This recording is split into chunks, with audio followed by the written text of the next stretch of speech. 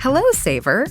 Whether you're saving for that trip to the tropics or saving for an emergency, now is the time to take advantage of Wells Fargo's savings options. Wells Fargo offers savings accounts that can help you save towards your goals. So, what are you saving for? Visit a Wells Fargo branch or wellsfargo.com/save to open a savings account today. Wells Fargo Bank, N.A., member FDIC. Wells Fargo presents one of the surest ways to grow your money, a Wells Fargo CD account, where you can earn a 5.00% annual percentage yield on an 11-month term with a minimum opening deposit of $5,000. Visit a Wells Fargo branch or wellsfargo.com/CD rates to open a CD account and start growing your savings with us. Wells Fargo Bank, N.A., member FDIC. This is SpaceTime, Series 26, Episode 90, for broadcast on the 20th of July, 2023. Coming up on SpaceTime, the brightest gamma-ray burst ever detected, 2 planets appearing to be in the same orbit, and India launches its latest mission to the Moon. All that and more coming up on SpaceTime. Welcome to SpaceTime with Stuart Gary.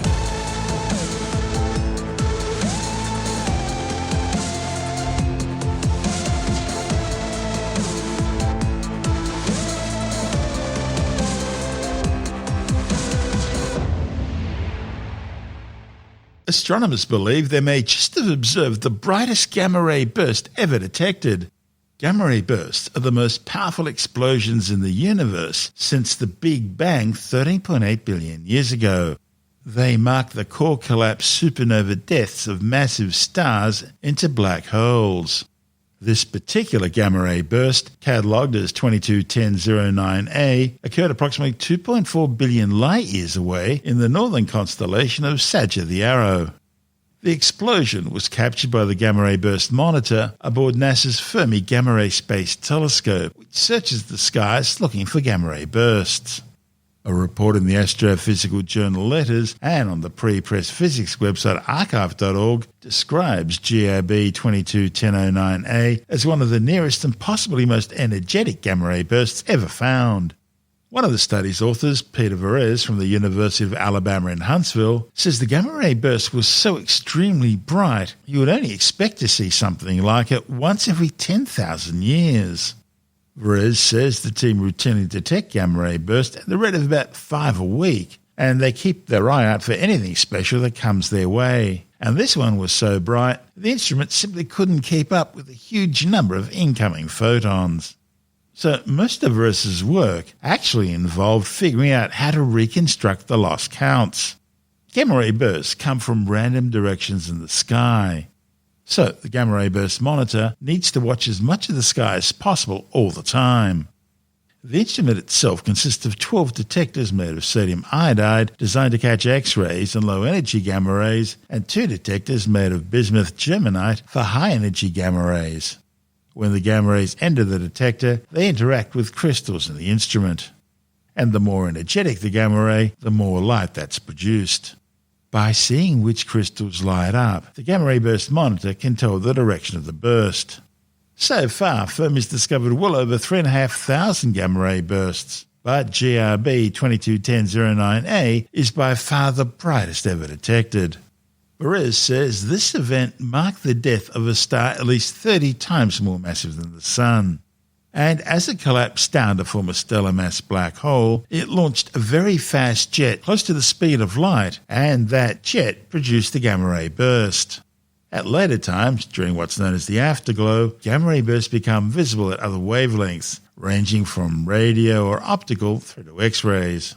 But this event was so bright, the afterglow showed up in the gamma-ray burst monitor, which is very uncommon, and the authors were able to follow it for almost 3 hours.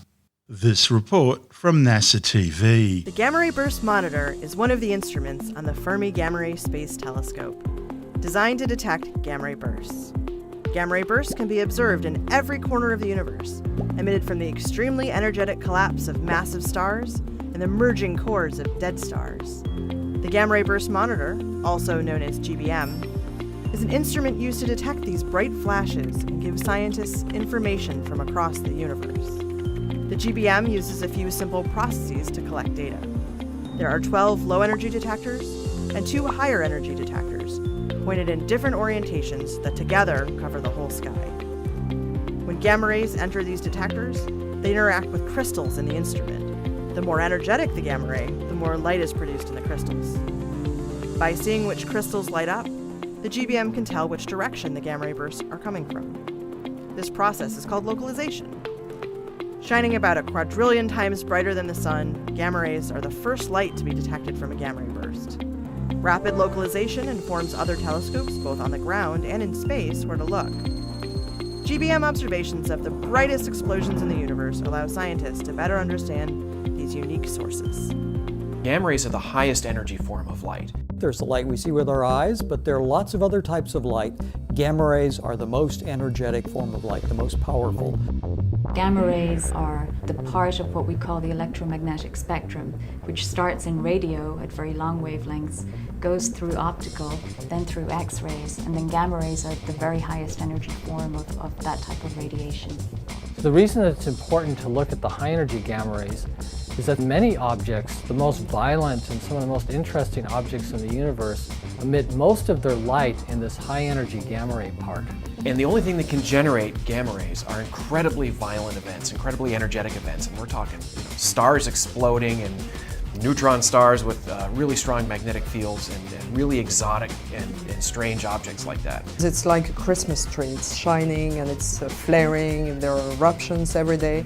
Gamma ray bursts being an example, something that for a brief instant of time outshines the entire rest of the universe. These are the biggest explosions in the universe.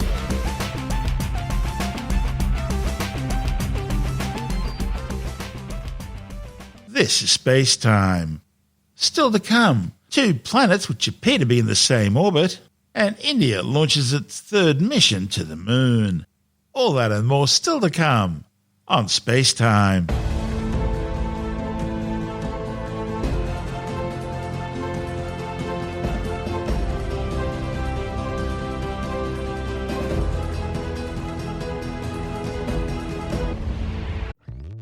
Hello, Saver. Whether you're saving for that trip to the tropics or saving for an emergency, now is the time to take advantage of Wells Fargo's savings options. Wells Fargo offers savings accounts that can help you save towards your goals. So, what are you saving for? Visit a Wells Fargo branch or wellsfargo.com/save to open a savings account today.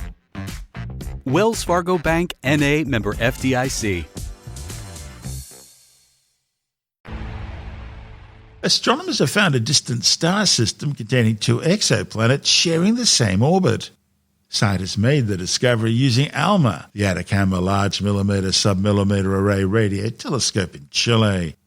What the authors actually saw was a cloud of debris that appears to be sharing the same orbit as a planet going around a host star. They believe this debris could be the building blocks of a new planet in the process of forming, or the remains of one which had already formed but had been destroyed.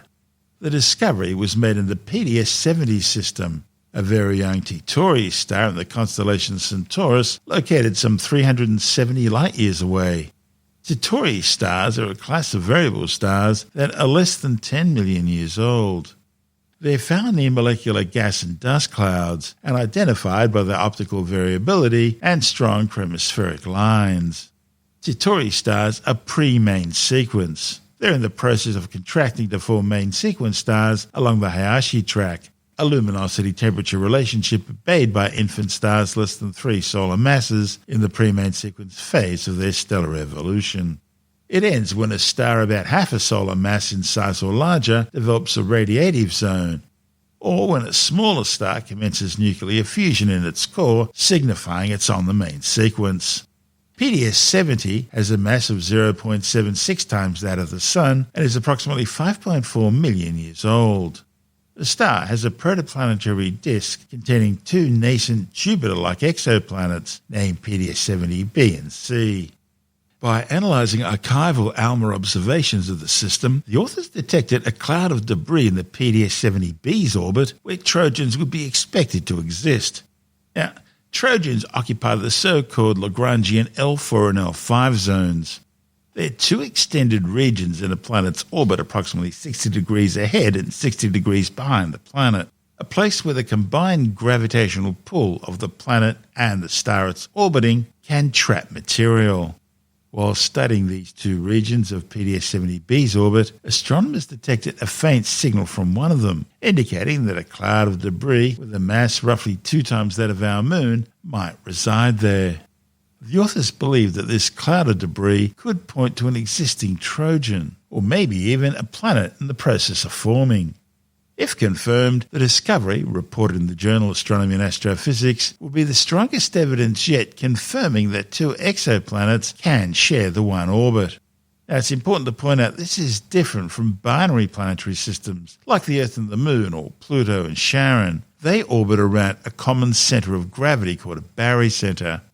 In the case of Pluto and Charon, that barycenter is outside of Pluto, and therefore it's considered a binary system. In the case of the Earth and the Moon, the barycenter is still inside the Earth, and so astronomers say it's a case of the Moon orbiting the Earth.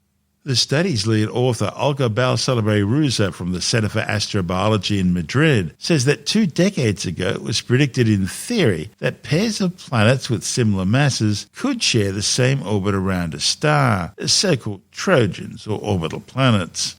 But this is the first evidence in favour of that idea. Trojans, rocky bodies in the same orbit as a planet, are common in our solar system. The most famous example being the Trojan asteroids of Jupiter, more than 12,000 rocky bodies in the same orbit around the Sun as the gas giant. When asteroids were first discovered in Jupiter's orbit, they were named after the heroes of the Trojan War, giving rise to the name Trojans to refer to this class of object. This is SpaceTime. Still to come, India launches its latest mission to the Moon, and later in the science report, paleontologists identify a new species of Iguanodon discovered in Spain. All that and more still to come on SpaceTime.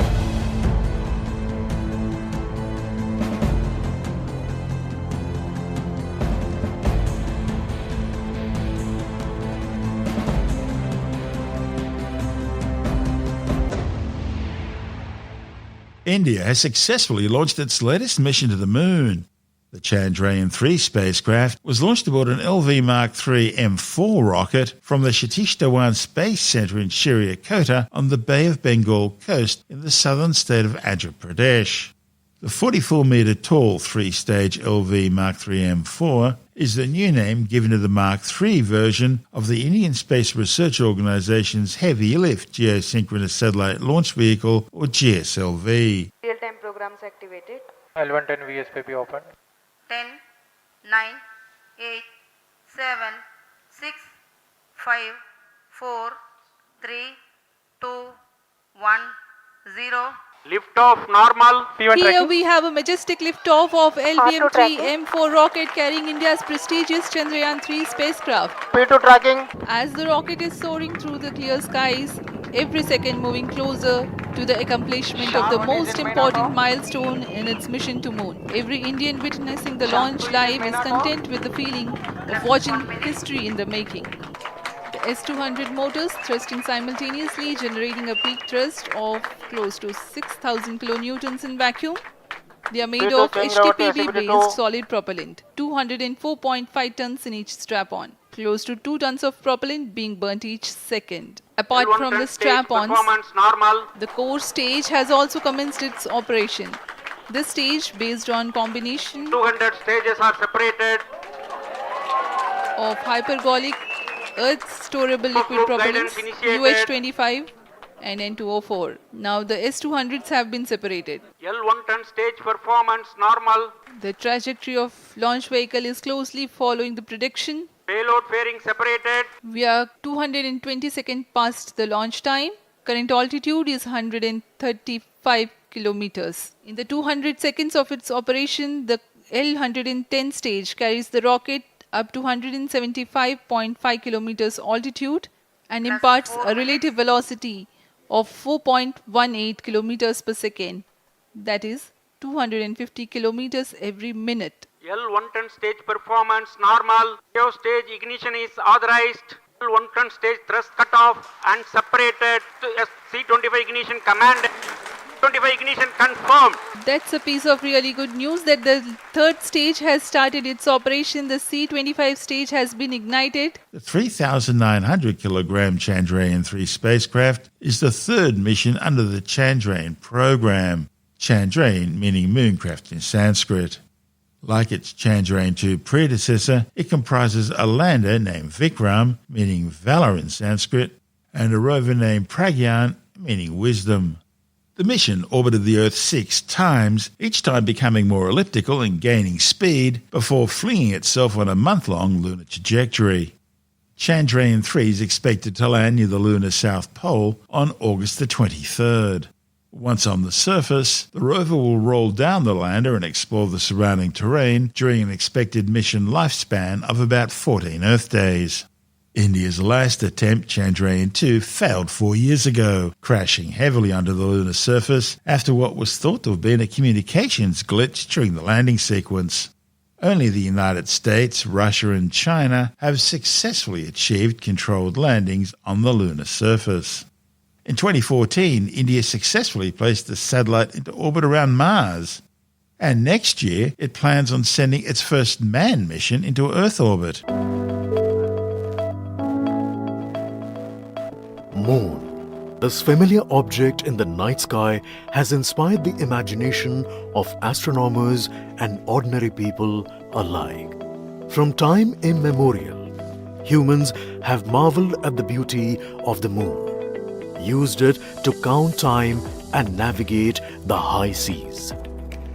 In modern times, Moon, the only natural satellite of the Earth, has acquired added importance due to the belief that Moon is the key to our understanding of the evolution of the solar system in general and Earth in particular. Besides, Moon's precious resources and low gravity have further endeared it to humans. India, a major spacefaring nation, has conducted a detailed exploration of the Moon through its Chandrayaan program. The country has sent 2 robotic spacecraft to orbit the Moon and to take a repeated look at its surface. Chandrayaan-1 demonstrated India's ability to reach the surface of the Moon at a place and time of its choice. And with it, India became the 4th country to reach the surface of the Moon in November 2008. Besides, Chandrayaan-1's conclusive discovery of water on the Moon in 2009 was praised as a path-breaking discovery. The follow-on mission, Chandrayaan-2, had an orbiter, a lander called Vikram, and a rover named Pragyan. In the past 4 years, the orbiter has repeatedly observed the lunar surface and even today is working satisfactorily. Now, 3,900 kilograms Chandrayaan-3 spacecraft is being sent to the Moon with the objective of making yet another focused attempt to slowly land on the lunar surface and to explore it with the help of a rover.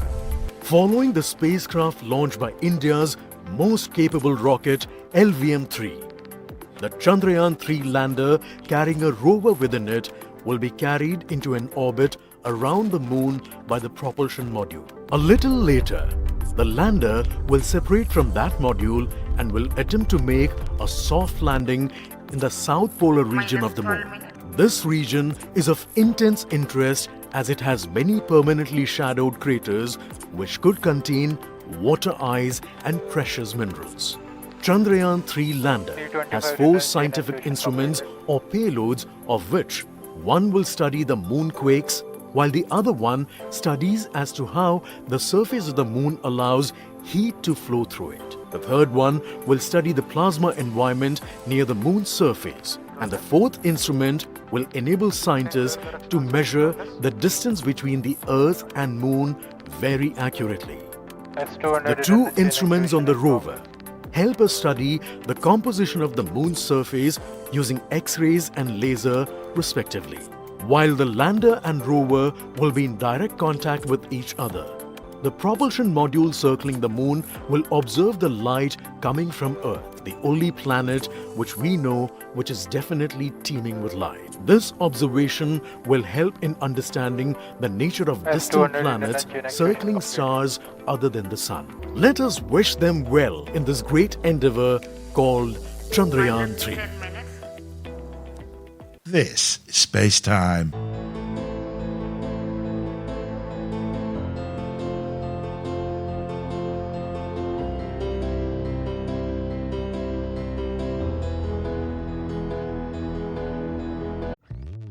Hello, Saver. Whether you're saving for that trip to the tropics or saving for an emergency, now is the time to take advantage of Wells Fargo's savings options. Wells Fargo offers savings accounts that can help you save towards your goals. So, what are you saving for? Visit a Wells Fargo branch or wellsfargo.com/save to open a savings account today. Wells Fargo Bank, N.A., member FDIC. Hello, Saver. Whether you're saving for that trip to the tropics or saving for an emergency, now is the time to take advantage of Wells Fargo's savings options. Wells Fargo offers savings accounts that can help you save towards your goals. So, what are you saving for? Visit a Wells Fargo branch or wellsfargo.com/save to open a savings account today. Wells Fargo Bank, N.A., member FDIC.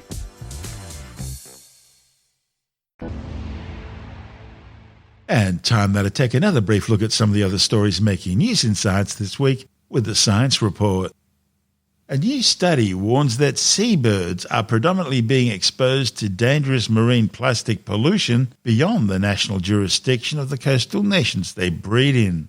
Many seabirds, especially some that are already considered threatened, are now at high risk of accidentally ingesting plastic pollution.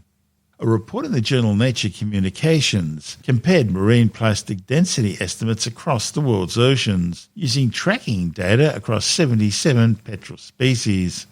They found high exposure risks in areas of the Mediterranean and Black Seas, as well as in the high seas off the coast of the United States, Japan, and the UK. The authors say countries need to work together in order to tackle the growing pollution problem in the high seas. Scientists have found that the people of ancient Iberia during the Copper Age, some 4,500 years ago, were governed by a female rather than a male. The findings, published in the journal Scientific Reports, shows that the Ivory Lady was the big kahuna of the day. The woman in question, originally assumed to have been a young man but now redubbed the Ivory Lady, was buried in a tomb filled with the largest collection of rare and valuable items in the region. These included ivory tusks, high-quality flint, ostrich eggshells, amber, and a rock crystal dagger. The findings reveal the high status which women could hold in this ancient society. Palaeontologists have identified a new species of Iguanodon duck-billed dinosaur at the Talam Formation dig site in Spain. A report in the journal Vertebrate Paleontology says the newly discovered species, Calvaris rapidus, lived during the last 100,000 years before the end of the Cretaceous period 66 million years ago, making it one of the last non-avian dinosaurs to ever walk on the planet. The new genus and species were identified from a single fossilized metatarsal bone. Iguanodons could be either bipedal or quadrupedal. They were large herbivorous hadrosaurs that often grazed in huge herds and are commonly referred to as the cows of the age of dinosaurs. They colonized every continent and left a rich fossil record spanning the Middle Jurassic right through to the end of the Cretaceous. The name Calvaris was derived from the Catalan word calvari, meaning suffering. Remember, being at the end of the Cretaceous means you were around when the big asteroid hit. A new report in the Journal of the American Medical Association warns that inaccurate labeling of melatonin is making accidental overdoses more likely. Melatonin is used to aid your ability to fall asleep, not necessarily sleep quality or your ability to stay asleep. However, the American Medical Association report found significant variability in the amount of the drug per dose compared to what was listed on the packet. And that poses a risk for kids because of their size. Tim Mendham from Australian Skeptic says the problem seems to be that melatonin is treated as an over-the-counter dietary supplement rather than a medication. Melatonin, as it is basically, is apparently safe. And a lot of people take it to try and help them sleep. If they're having trouble getting to sleep or having a good sleep. Fine, the tests have shown that it might help you calm down a bit, go to sleep. It won't necessarily improve your actual sleep, but it might set you off on the path to nodding off. The issue is that because this is a herbal product and it's therefore regarded as a food rather than a medicine, the restrictions on it and the regulatory authorities are a bit different to what might happen with a medicine. A medicine would be a lot more severe, a lot more restrictive. So this is sort of put out there in packages which might not be always according to the best practices. And a particular study found that some of these bottles of melatonin, where they're also in gummies, that the packaging of these things is very variable. They were saying that probably 1 milligram of melatonin is enough to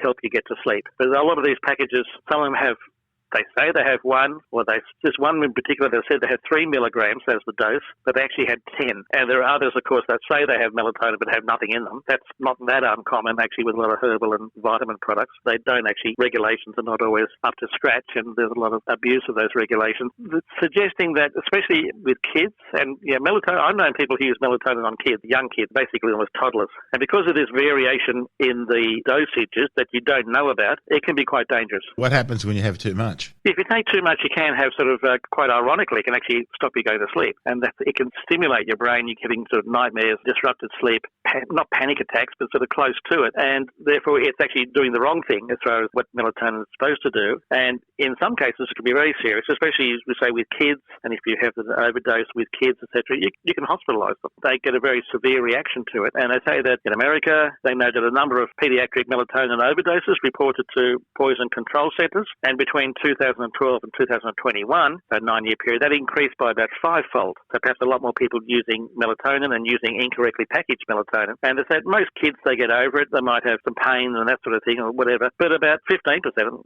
have to go to hospital to be looked after. So you've got to be very careful with this stuff. I mean, it's promoted as being helpful, it's natural, it's innocuous, etc., but not necessarily the case. And part of the issue is the dosage that you might be taking. Obviously, with any product, our poison is also always dependent on dosage. But everything's a drug, it just depends on the amount. That's right, yeah. And in this particular case, though, you could be misunderstanding how much of the product is actually of what you're taking. So you're being misled. You might be taking none, so it becomes a placebo effect, or you might be taking too much and can therefore have those negative downsides. So you've got to be very careful with this stuff. I don't know if you can get melatonin from a reputable supplier. I don't know sort of what the situation. The stuff that you're buying at the pharmacy is reputable, one would think. Not necessarily. I mean, pharmacies sell a lot of homeopathic stuff, right? Yeah, I never quite understood that, but yes, I know. Yeah, you would hope it would be sort of reputable stuff that's coming into a pharmacy, but I don't know. I mean, I don't even know how you'd necessarily sort of test it and assess it. But whether it works or not, I guess, when you take it. Whether it works or not, I mean, it's sworn by a lot of people. A lot of people I know, I don't take it. I tend to fall asleep pretty quickly. That's Tim Mendham from Australian Skeptics.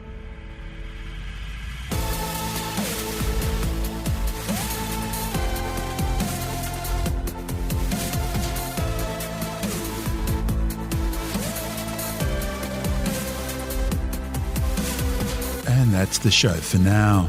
SpaceTime is available every Monday, Wednesday and Friday through Apple Podcasts, iTunes, Stitcher, Google Podcast, Pocket Casts, Spotify, Acast, Amazon Music, Bytes.com, SoundCloud, YouTube, your favourite podcast download provider, and from spacetimewithstuartgary.com.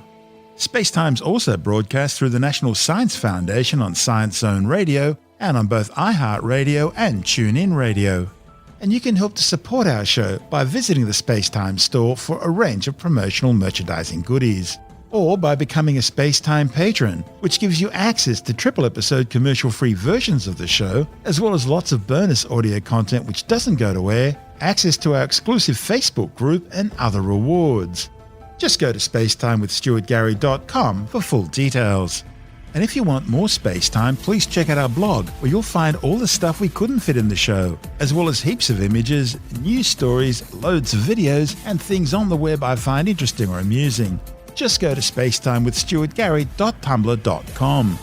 That's all one word, and that's Tumblr without the E. You can also follow us through @StuartGary on Twitter, @SpaceTime with Stuart Gary on Instagram, through our SpaceTime YouTube channel. And on Facebook, just go to facebook.com/spacetime with Stuart Gary. And SpaceTime is brought to you in collaboration with Australian Sky and Telescope magazine, your window on the universe. You've been listening to SpaceTime with Stuart Gary. This has been another quality podcast production from Bytes.com. Hello, saver. Whether you're saving for that trip to the tropics or saving for an emergency, now is the time to take advantage of Wells Fargo's savings options. Wells Fargo offers savings accounts that can help you save towards your goals. So, what are you saving for? Visit a Wells Fargo branch or wellsfargo.com/save to open a savings account today. Wells Fargo Bank, N.A., member FDIC.